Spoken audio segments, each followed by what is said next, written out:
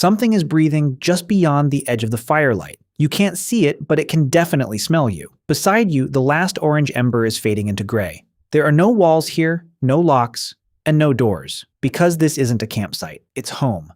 And that dying ember separates your family from everything outside. Two pale eyes appear where the darkness meets the grass. A hyena has been waiting for the fire to disappear. A child shifts beside you, completely unaware of those eyes. You reach for dry grass without making one sudden movement. If this fire dies, there are no matches waiting nearby. Relighting it could take time the hyena may not give you. You lower the grass onto the ember and gently breathe. Smoke curls upward, but the orange glow keeps shrinking. The animal takes one careful step toward your sleeping group. Then a tiny flame catches and races across the grass. The eyes freeze, blink once, and vanish into the darkness. You have survived the first decision of your day, and the sun hasn't even reached the horizon yet, because ordinary life here is hundreds of decisions exactly like this.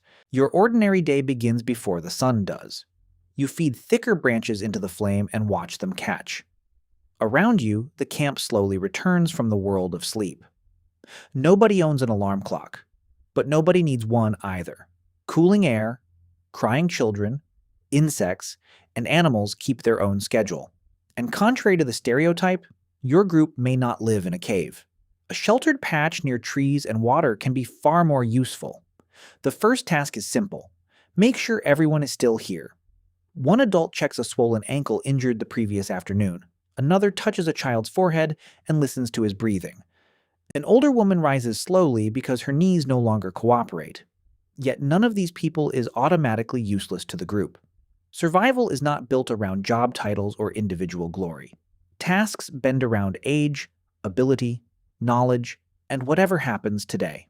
Someone remains behind to protect the fire and watch the children. Someone gathers fuel before the heat makes every journey harder. Others prepare to search for water, plants, stone, or animals. You lift your spear and inspect yesterday's damaged stone point. A small chip is missing from the sharpest cutting edge. It still works, but still works can be a dangerous standard. You will repair it later, if the day allows later. Your stomach tightens, reminding you that yesterday's food is gone. There is no pantry, refrigerator, field, or guaranteed breakfast. Some mornings begin with leftovers. This morning begins with nothing. But hunger can wait for a while. Dehydration becomes dangerous quickly. The brightening sky reveals the deadline hanging over every task. Soon the ground will heat up and animals will seek shade, so you leave while the morning still belongs to you. There is no sign pointing toward the nearest safe drinking place. Its location exists inside the memories of people walking beside you. You follow a shallow drainage line through grass and scattered trees. Nobody wanders ahead alone just to prove that they are brave. Water attracts antelope, birds, predators, and humans who need the same thing.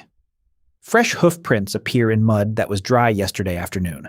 Dung still shining with moisture says the herd passed recently. Birds chatter ahead, then suddenly stop as your group approaches.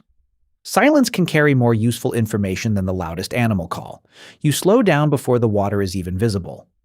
A calm surface does not mean the shoreline is safe. Tall grass can hide teeth only a few feet away. One person watches while the others approach and drink in turns. You kneel, keeping your eyes above the water whenever possible. The water is warm, cloudy, and better than having none.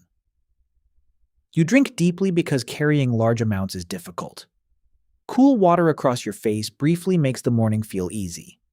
Then, you notice a footprint pressed beside your own reflection. It is human, but it does not belong to anyone here. Another group visited this water after yesterday's sunset. Strangers might offer information, tools, partners, or serious trouble. There are no national borders, but places still have social boundaries. Your group studies the track without following it. Meeting strangers beside scarce water is a risk nobody needs today. Instead, you memorize their direction and search the mud for animals. Antelope tracks lead away from the water toward open ground. Food has left a map, and your entire group can read it. The movie version begins with a heroic hunt. Reality usually doesn't. Hunting can provide enormous rewards, but it can also provide absolutely nothing. Plants, roots, seeds, insects, and eggs often offer steadier calories. You carry a digging stick polished smooth by years of hands. A cluster of familiar leaves reveals something useful below the soil. You press the stick down and loosen a thick underground tuber. Another root nearby looks almost identical and could make you violently sick. The difference is not instinct, it is information passed between generations. Leaf shape, smell, soil, season, each clue prevents a deadly mistake. Someone older once slowed down long enough to teach you. Now, a child watches your hands while pretending not to watch. You hold up the safe leaf, then point toward the dangerous one. The lesson takes seconds, but it may protect an entire lifetime. Children here are not waiting inside a classroom to become useful. They learn by carrying, copying, touching, failing, and trying again. The child digs beside you and proudly uncovers a useless pebble. Nobody applauds the pebble, but nobody stops the experiment either. Farther ahead, another person opens a mound with a narrow stick. Termites cling to the stem. Tiny, reliable packets of fat and protein. It is not a dramatic meal, but survival rarely cares about drama. Seeds disappear into a folded hide for roasting later at camp.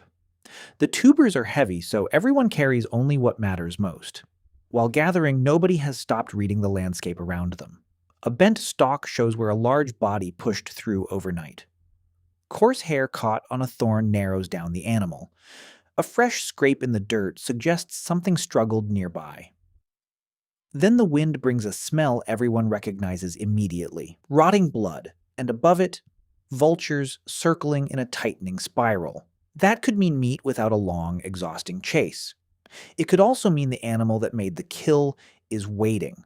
Every easy meal belongs to something dangerous first. Your group lowers its body and moves toward the circling birds. You approach from downwind, using shrubs to break up your outline. The smell grows stronger before the carcass becomes visible. An antelope lies open beneath a tree, surrounded by flies. Deep marks across its throat reveal what killed it. Lions have already eaten, but already does not mean finished. Everyone scans the shade, the grass, and every moving branch. No lion appears. Instead, a spotted hyena steps into view. Then, another arrives behind it, followed by a third. Individually, each animal is stronger than any person standing here. Its jaws can crack bones your teeth could barely scratch. But the hyenas are not measuring one person. They are measuring the group, and the group moves as one. Spears rise together while several hands collect throwing stones. Voices deepen, bodies widen, and frightened humans become one enormous animal. The first hyena advances, testing whether the display is real. You step forward too, although every instinct says step backward. A stone lands beside its feet and throws dust across its face. Another stone follows, then a spear thrusts without making contact. The hyena jumps aside, but it does not completely leave. This is not fearlessness. Fearlessness would get everyone killed. It is timing, cooperation, and knowing when the risk becomes unacceptable. Finally, the animals retreat far enough to create a narrow opportunity. Nobody has won. The group has only borrowed a few minutes. A fresh stone flake opens hide faster than fingernails ever could. Hands remove strips of meat while others continue watching the grass. Tendons are saved because strong fiber can repair tools later. Heavy leg bones are taken because marrow stores precious fat. Everything too heavy, spoiled, or difficult gets left behind. Greed is dangerous when the original owner might return. A distant roar settles the argument before anyone can have one. Meat is lifted, children are pulled close, and the group moves. Behind you, the hyenas immediately reclaim their place at the carcass. Nobody celebrates because celebration makes noise and wastes daylight. You simply keep walking with blood drying across both hands. An ordinary meal almost turned your group into somebody else's. Your most important tool is not the spear. It is knowledge. At midday, the group rests beneath shade before the return journey. Now you finally examine the chipped point attached to your spear. Nearby stone is common, but useful stone is not automatically common. You select a prepared core with the right texture and fracture. One controlled strike sends a thin flake away from the surface. Its new edge is sharp enough to slice hide and meat.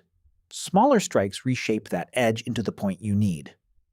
Binding and adhesive hold stone, wood, and fiber together. The finished spear combines materials that were useless when separated. But the object is only the visible part of the technology. Hidden inside are years of choosing stone and controlling each strike. Too much force shatters the core. Too little produces nothing useful. The child from earlier sits close enough to study your hands. You pass over the hammerstone and show the safest striking angle. The first attempt creates an ugly flake with no cutting edge. The second attempt is worse and nearly lands on a foot. Then the third strike produces something small, but unmistakably sharp. That tiny flake is more than a child's first successful tool. It is information moving from one human brain into another. Bodies die. Properly shared knowledge can outlive every body here. The older woman who struggled to stand this morning joins you. She can no longer chase animals or carry the heaviest meat, but she remembers distant waterholes from seasons you never experienced. She knows which clouds mean rain and which merely steal daylight. She recognizes plants that heal, burn, feed, or quietly poison. Her value is stored in memory rather than muscle. A portion of meat is placed beside her without negotiation. Today's strongest hunter survives partly because yesterday's hunter kept teaching. The group itself may be the greatest technology humans ever created. Find food, carry it home, and arrive before the darkness does. Clouds begin building while the group prepares to leave the shade. Afternoon light has already started stretching every tree shadow eastward. The camp is several miles away and the meat is getting heavier. Rain would cool the ground, but it could threaten the campfire. So dry branches are collected from beneath shrubs along the route. Fuel is not separate from food. Both are required to eat safely. The youngest child begins dragging 1 foot through the dust. An adult takes his bundle without turning the moment into a lesson. Then a large round print appears across the path ahead. 4 toes, no claw marks, and edges still crumbling inward. A lion crossed here recently, possibly after the group passed earlier. Birds call from one direction while grass moves in another. Nobody waits to discover whether those clues are connected. The group changes direction and avoids the tallest grass completely. Survival stories remember fights, but survival itself prefers avoiding them. The safer route is longer, and the sun keeps dropping anyway. You navigate using hills, trees, smells, tracks, and remember distance. There is no map in your hand because the map is internal. A split trunk tree confirms the group is finally close to home. Then a narrow ribbon of smoke appears above the next rise. For the first time all afternoon, shoulders begin to relax. Children at camp see the returning group and race toward the meat. Behind them, the same morning fire is still alive.